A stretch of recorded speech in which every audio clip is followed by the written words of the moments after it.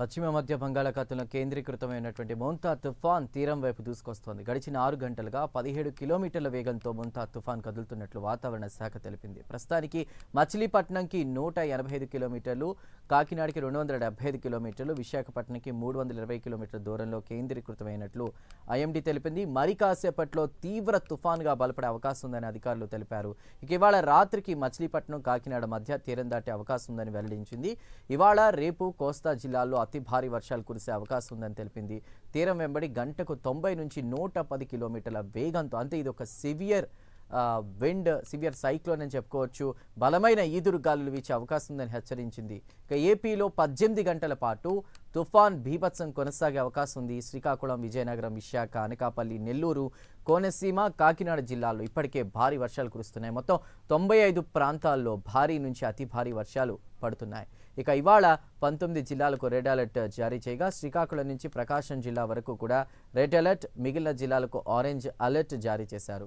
నేడు రేపు 20 సెంటీమీటర్ల కంటే ఎక్కువ వర్షపాతం నమోదయ్యే అవకాశం ఉంది. పలు జిల్లాలకు ఫ్లాష్ ఫ్లడ్ ముప్పు ఉందని వాతావరణ శాఖ ఇప్పటికే తెలిపింది. సముద్రం అత్యంత అలజడిగా మారడంతో మత్స్యకారులు వేటకు వెళ్లొద్దని హెచ్చరికలు జారీ చేశారు.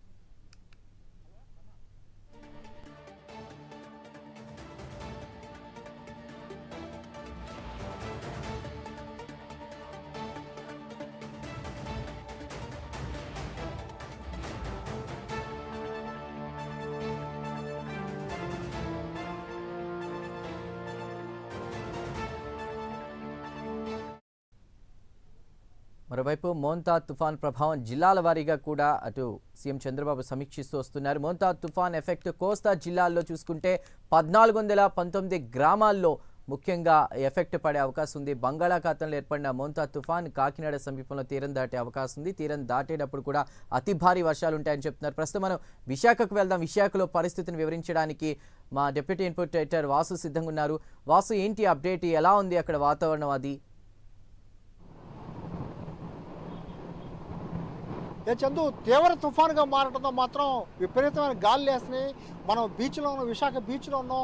అల్ల అయితే భారీగా ఎగసిపడే పరిస్థితి కనిపిస్తుంది. అల్ల కూడా భారీగా ఎగసిపడే పరిస్థితి కనిపిస్తుంది. ఉదయం నుంచి కూడా భారీ వర్షం, ఎడతెరిపిలేని వర్షం కురుస్తుంది. అప్పుడే తెరిపిస్తుంది, మళ్ళీ వర్షం వస్తుంది. మొత్తం వాతావరణం చాలా విచిత్రంగా మారిపోయింది. కాసేపు ఎండేస్తుంది, అప్పుడే మళ్ళీ వర్షం వస్తుంది, వాతావరణం మారిపోతుంది. గాలులు అయితే విపరీతమైన గాలులు వేస్తున్నాయి, భారీ గాలులు వేస్తున్నాయి. దాదాపు 70 నుంచి 80 కిలోమీటర్ల వేగంతో గాలి వేయడంతో అసలు మనుషులు కూడా ఇక్కడ నుంచోలేని పరిస్థితి. ఈ బీచ్లో కూడా ఎవరిని ఉండొద్దని కూడా పంపించేసే పరిస్థితి కనిపిస్తుంది. బీచ్ నుంచి కూడా అందరూ కూడా పంపించేస్తున్నారు. ఎవరు కూడా బీచ్లో ఉండొద్దని, బీచ్లు కూడా మూసేసే పరిస్థితి. ఈ భారీ వర్షం కారణంగా తీవ్ర తుఫాన్గా మారడంతో మరింత ఉధృతంగా ఉండే అవకాశం ఉంది. వాళ్ళ సాయంత్రానికి అయితే మరింత ఉధృతంగా అవకాశం ఉంది. అప్పటికే మొత్తం కూడా వాతావరణం మారిపోయింది. ఉత్తరాంధ్ర అయితే, గోదావరి జిల్లాలో అయితే ఎక్కడ చూస్తుంది సార్ భారీ నుంచి అతి భారీ వర్షాలు కురుస్తున్నాయి. మనం చూడవచ్చు, గాలి కూడా కనీసం మనం నుంచోలేని పరిస్థితి. మొత్తం గాలి కూడా విపరీతంగా వేసే పరిస్థితి కనిపిస్తుంది. వర్షం కూడా ఉదయం నుంచి కూడా అదే విధంగా పడుతుంది. మొత్తం తీవ్ర తుఫాను ఎదుర్కొనేందుకైతే ప్రభుత్వ యంత్రాంగం అంతా సిద్ధమైంది. ఎటువంటి పరిస్థితులు ఎదుర్కొనేందుకు వాళ్ళు సిద్ధంగా ఉన్నారు. మొత్తం కలెక్టర్లు అయితేనే, లేకపోతే అధికారులు అయితేనే మొత్తం కూడా ఉదయం నుంచి కూడా ఎమ్మెల్యేలు ఎక్కడికక్కడ మొత్తం రోడ్డు ఎక్కే పరిస్థితి ఏర్పడింది. భీమిలి నియోజకవర్గంలో గంటా శ్రీనివాసరావు అవ్వచ్చు, గణబాబు అవ్వచ్చు, వంశీకృష్ణ యాదవ్ అవ్వచ్చు, అందరూ కూడా వారి పరిధిలో కొన్ని గోడలు కూలిపోవడం, ఆ ఇళ్లలోకి నీరు చేరడం, ఇలాగ అనేక ప్రాంతాల్లో మొత్తం కూడా వర్షాలు మొత్తం ముంచెత్తే పరిస్థితి కనిపిస్తుంది. గతంలో ఎన్నడూ లేని విధంగా మొత్తం ఇంత భారీ ఈదురుగాళ్ళు వీటితో ఎక్కడెక్కడ కూలిపోయే పరిస్థితి కనిపిస్తుంది.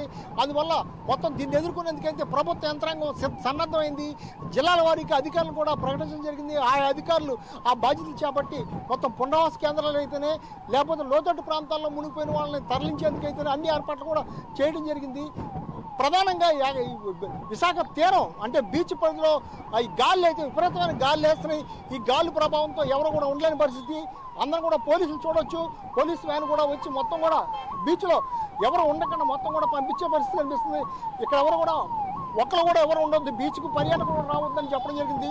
బీచ్లన్నీ కూడా మూసేయడం జరిగింది. చూడొచ్చు, బీచ్ ఎప్పుడు కళకళలాడే బీచ్ నిర్మానుష్యంగా జనం లేకుండా కనిపించే పరిస్థితి కనిపించింది. ఏదైనప్పుడు కూడా ఈ తీవ్ర తుఫాను సాయంత్రానికి తీరం దాటే అవకాశం ఉండడంతో భారీ భారీ వర్షం కురిసే అవకాశం ఉంది, ఎదురుగాలు వచ్చే అవకాశం ఉంది. మొత్తం ప్రజలు ఎవరు కూడా బయటకు రావద్దని వాతావరణ శాఖ అధికారులు అయితే హెచ్చరించే పరిస్థితి కనిపిస్తుంది.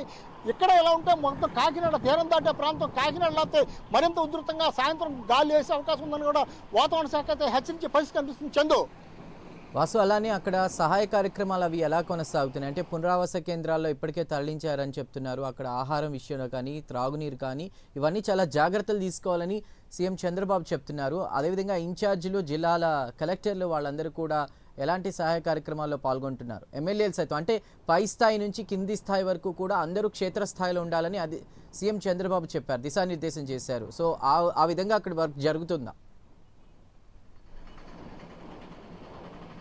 తప్పకుండా, ఎందుకంటే ప్రతి గంటకు కూడా కాన్ఫరెన్స్ కాల్ వస్తుంది.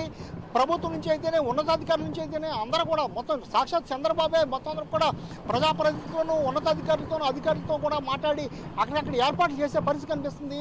ముఖ్యంగా శిబిరాలు, పునరావాస శిబిరాలు, ఎందుకంటే వాళ్ళ సాయంత్రానికి తుఫాను తీవ్రత దాల్చే పరిస్థితి ఉంది. దాంతో మొత్తం సాయంత్రానికి భారీగా వర్షాలు లేదా లోతట్టు ప్రాంతాలు మునిగిపోయి ప్రజలు ఇబ్బంది పడే పరిస్థితి ఉండటంతో ఆయా ప్రాంతాల్లో సురక్షిత ప్రాంతాలకు తరలించేందుకు వాహనాలు అయితేనే, లేకపోతే వాళ్ళందరూ కూడా ఆహారము, నీరు అందించేందుకు అన్ని ఏర్పాట్లు కూడా చేస్తున్నారు. చంద్రబాబు ఎప్పటికప్పుడు అధికారులతో, అన్ని జిల్లాల అధికారులతో కూడా మాట్లాడుతున్నారు. దాదాపు 19 జిల్లాల్లో ఈ తుఫాన్ ఎఫెక్ట్ ఉండే అవకాశం ఉందని వాతావరణ శాఖ ఇప్పటికే హెచ్చరించడం జరిగింది. దాంతో 19 జిల్లాలకు కూడా ఆ అధికారులు, స్పెషల్ అధికారులను ఏర్పాటు చేశారు. ఆయా అధికారులు మొత్తం ఉత్తరాంధ్ర అవ్వచ్చు, గోదావరి జిల్లా అవ్వచ్చు, అన్ని ప్రాంతాల్లో కూడా ప్రత్యేక అధికారులు ఈ ప్రత్యేకమైన చర్యలు చేపట్టారు. వాళ్ళందరూ కూడా అంటే ఎక్కడెక్కడ వాళ్ళని తరలించాలి, సురక్షిత ప్రాంతాల్లో ఎక్కడ పెట్టాలి వాళ్ళని, వాళ్ళకి ఆహారం ఎలాగా, నీరు ఎలాగా, వాళ్ళందరూ కూడా ఏ విధంగా రక్షించాలనేది మెయిన్. ప్రాణ నష్టం కానీ ఆస్తి నష్టం కానీ లేకుండా చంద్రబాబు చూడమని ఫస్ట్ నుంచి చెప్తున్నారు. అదే ప్రాధాన్యం ఇచ్చి అందరూ కూడా చర్యలు తీసుకుంటున్నారు. విశాఖ నగరంలో అయితే ఇప్పటికే తీవ్ర తుఫాను ప్రభావం మొదలైపోయింది. ఎక్కడ చూసినా సరే భారీ ఈదురుగాలు వేసే పరిస్థితి కనిపిస్తుంది. మొత్తం కూడా ఆ సముద్ర తీరం కూడా మొత్తం కూడా అలలతో భారీగా ఎగసిపడే పరిస్థితి కనిపిస్తుంది. ఎక్కడా కూడా ఎవరిని కూడా బయట రావద్దనే వాతావరణ శాఖ హెచ్చరించే పరిస్థితి కనిపిస్తుంది. సాయంత్రానికి ఈ భారీ ఈదురుగాలి కానీ వర్షం కానీ మరింత పెరిగే అవకాశం ఉందని హెచ్చరిస్తున్నారు. Chandu, right Vasu, thank you for the updates. ఇక